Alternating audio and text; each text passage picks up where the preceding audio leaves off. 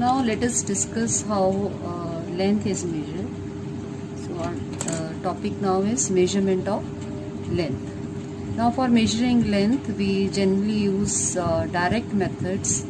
For example, we can use a small scale in a box to measure small length, or we can, for large lengths, we can use a bigger meter scale or that tape, measuring tape, to measure the length. This is by direct comparison, and by using a meter scale or a meter tape, one can measure distances as large as 100 meters, or it can be up to 10 raised to the power minus 3 meter or 1 millimeter. So using a scale, you can see that in a scale the smallest division that has been marked is of length 1 millimeter. You cannot measure a length smaller than 1 millimeter accurately using a meter scale, because for that no marks have been provided on that scale. That is the smallest length that can be accurately measured with the help of a meter scale.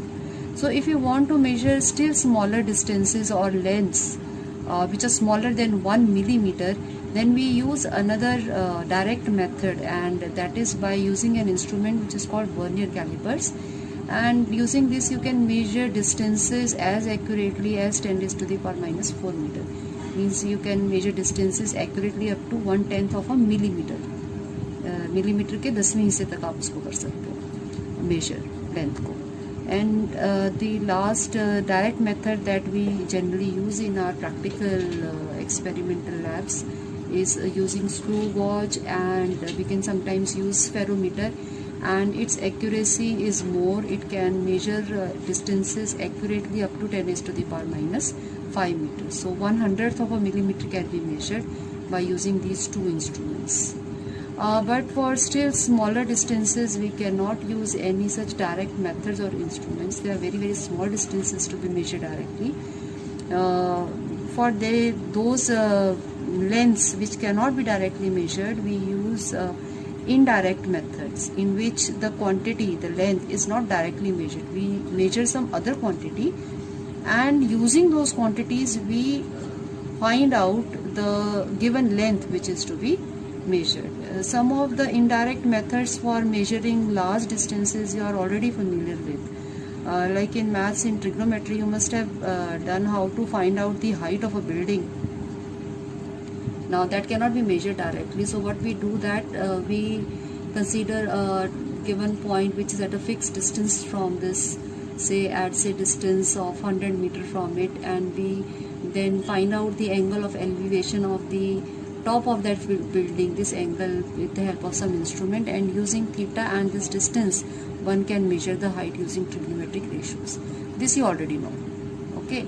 And similarly some other methods like sonar and radar also you have studied in your earlier classes, in which the speed of waves and the time difference between the transmission and reception of a signal from an obstacle is measured, and the length of or distance of that object from the transmitter is found out. Those methods also you have done. Specifically sonar you have done, I think, in your 9th class.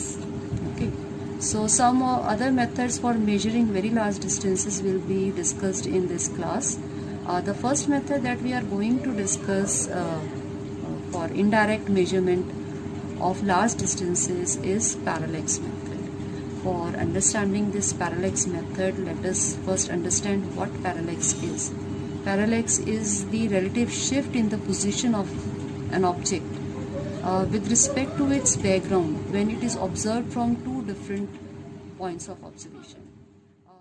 To understand this, what parallax is, what you do is that close one of your eyes, say your left eye, and put this one finger or pen in front of your face, and observe that pen with respect to its background. Some reference point you can choose in the background, and you observe this pen with one eye closed. Then you open that eye which has been closed earlier and close the eye which was open earlier, and then again observe the same pen without changing the position of the pen. You observe the position of the pen with against its background, and you will say that the pen has shifted If you shift from left eye to right eye, the pen seems to shift from left towards right. Sorry, right towards left. Now there is an apparent shift in the position of the pen, not because the pen has been moved, it is because the point of observation has been moved. So line of sight has changed, because of which there is an apparent shift in the position. And that though the distance between those points of observation, that we call bases. And this is the angle which the line joining those points of observation with the object. This is the first point of observation. This is the object being observed, and this is the first line of sight. It is the object is being observed from A along this line. This is the line of sight. Then the point of observation जहाँ से हम इसे observe कर रहे हैं वो B है, and the same object is being observed from B, and the line of sight has changed. पहले इसके along हम इसे देख रहे थे, अब इस line के along देख रहे हैं. उसकी वजह से there will be relative shift in the position of this object, and that depends on this angle which this line which joins the two points of observation makes at that object. This is known as angle of parallax. Now this angle of parallax will become smaller and smaller as the object moves further away from the points of observation. अगर ये object यहाँ पर है at a smaller distance, then this angle is this much. But if you are observing something here, the object to be observed is here, and then you first observe it from A and then you observe it from B, then you will see that this angle is much smaller than this angle. Angle of parallax will become smaller if the object is far away, and if it is still further away, the angle of parallax will be still smaller. So this relative shift in the position is observed more prominently when the object is closer to you, and it is observed not observable as clearly for the objects which are further away from you. Like when you move on a road, then the objects which are close to you, if you are going by a car, then the roadside trees, they appear to move very fast, whereas if you are moving at night, the moon in the sky seems to be at the same position, because very far away its position seems to remain unchanged, whereas the closer objects, the objects which are close by, the trees, the buildings along the roadside, their position seems to change more rapidly, and that is observable. So this angle of parallax, it is a measure of how far the object is from the points of observation, and it will be measurable only if this basis is large enough. More the basis, bigger will be the angle of parallax.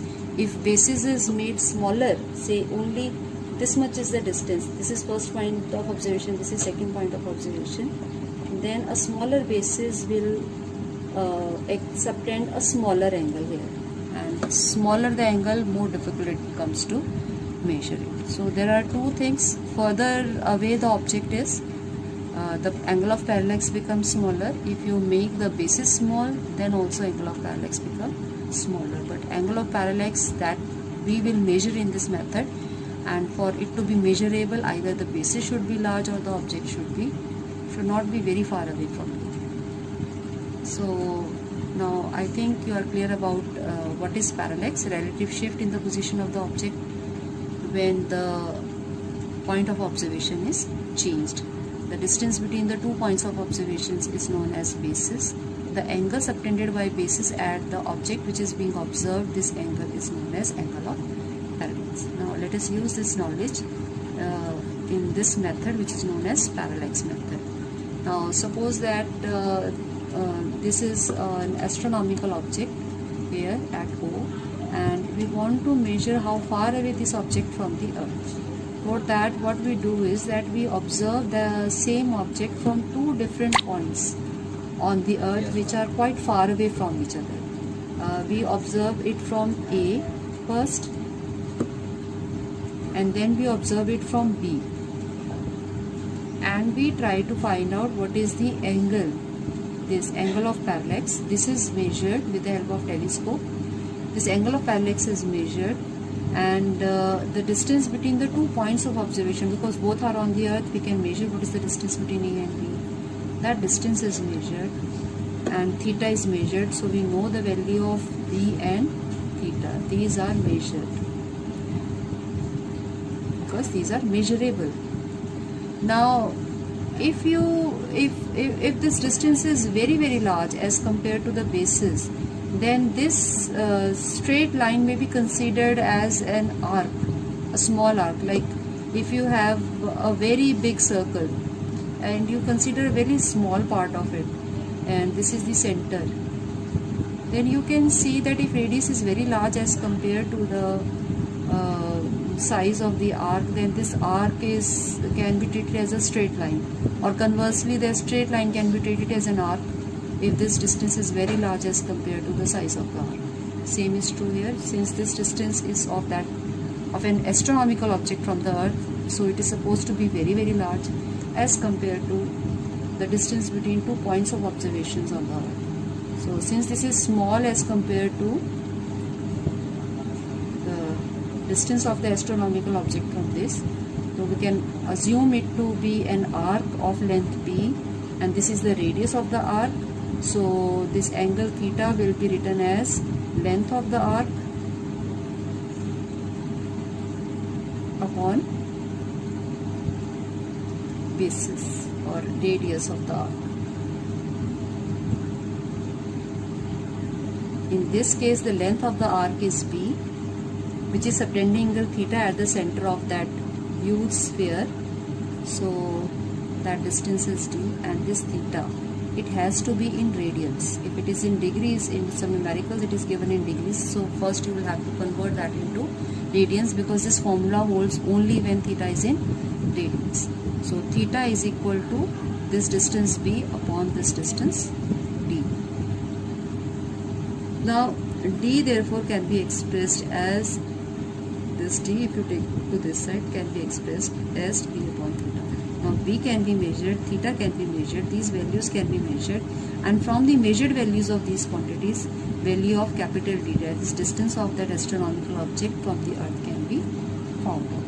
So this is an indirect method. We have not measured d directly, we have instead measured b and theta and found out the value of d in terms of b and theta. Now sometimes this basis is too small, and that subtends a very small angle at the astronomical object, which is too small to be measured. So what we try to do is we may try to make the basis as large as possible, and the maximum possible distance is between two diametrically opposite points on earth. First we observe that astronomical object from say point A, and then we move to another point which is diametrically opposite on the other end of the earth, and then we observe the same object. Then the basis will become equal to diameter of the earth.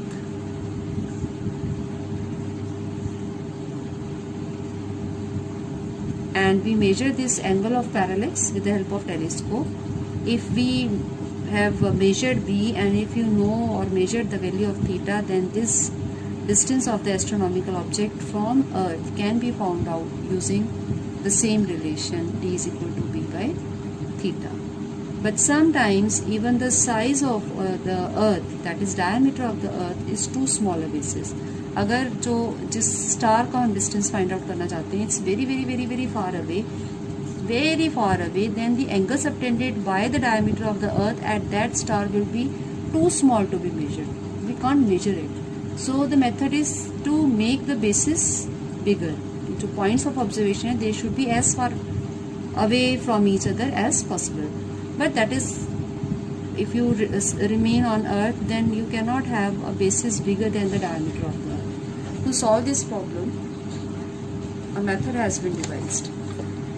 Now in parallax method, if suppose this is earth and this is an astronomical object whose distance from earth is to be measured, we observe the object from two diametrically opposite points. These are the opposite ends of the diameter of the earth, and if you choose this as the basis and observe the astronomical object from these 2 points, then this is the angle of parallax for nearby astronomical object, say moon.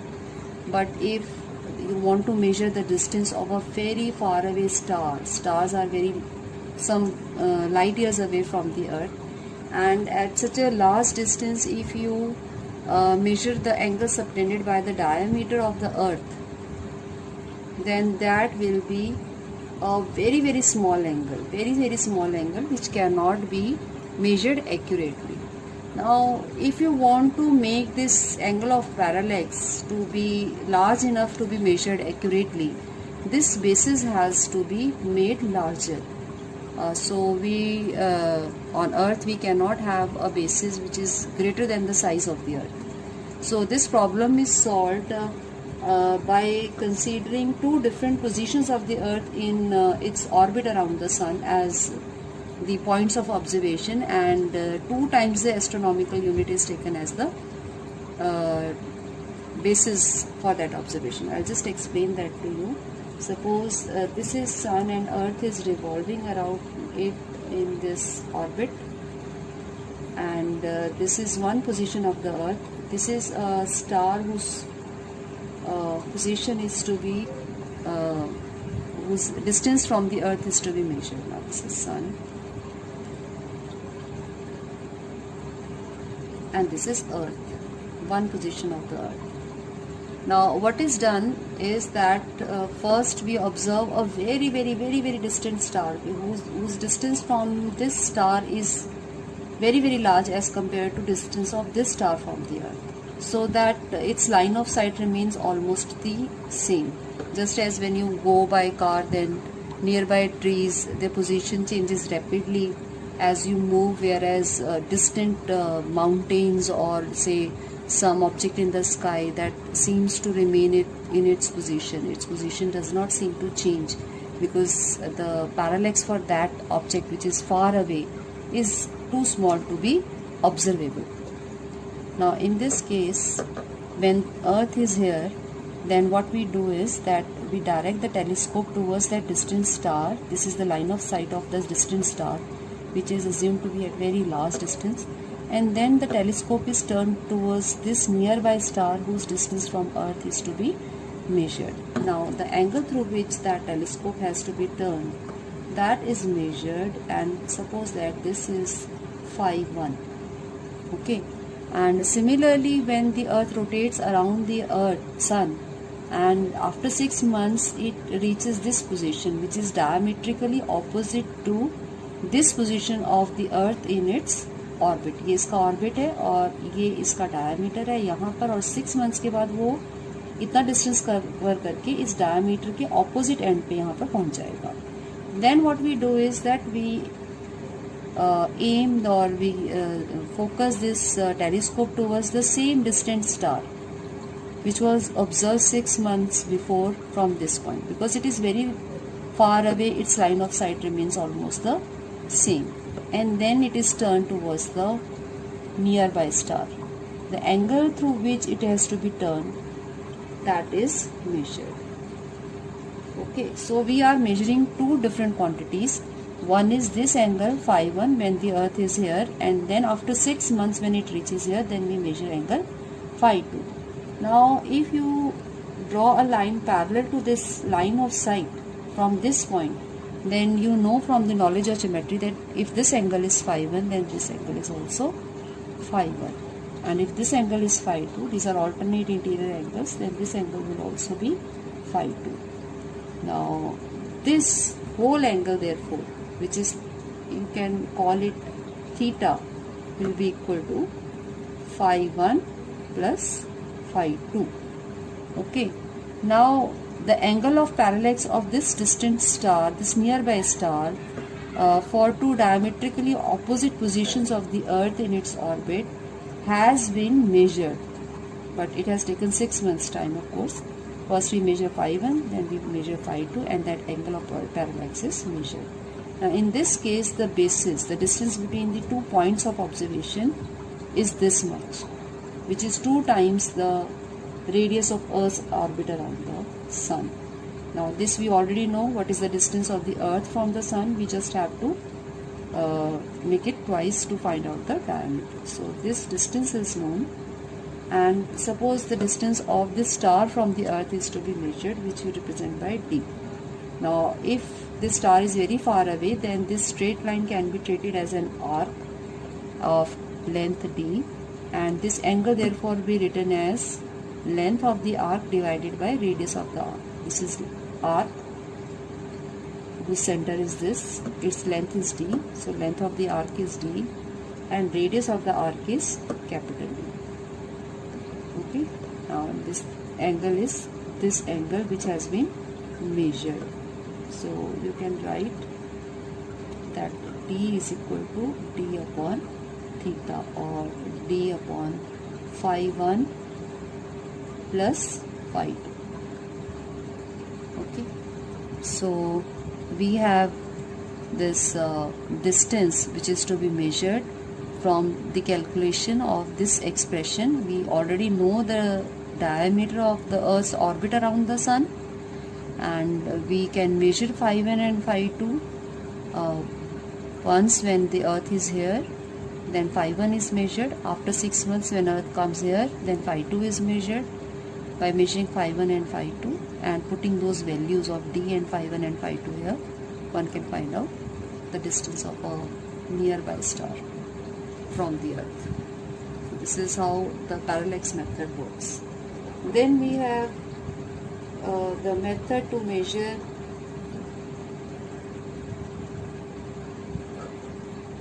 diameter of an astronomical object.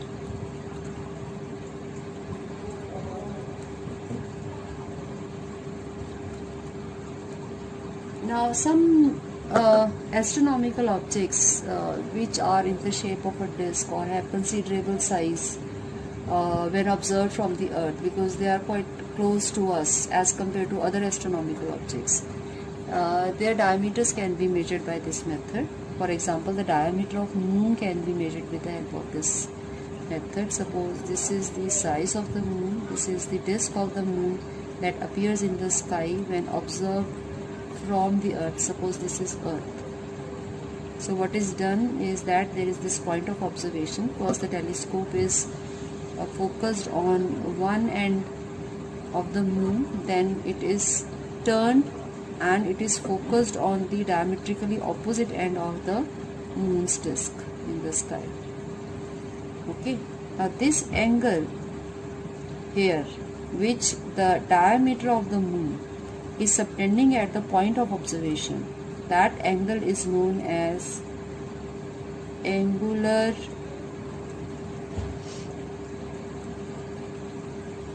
diameter of moon or that object. Okay, and this is its linear diameter.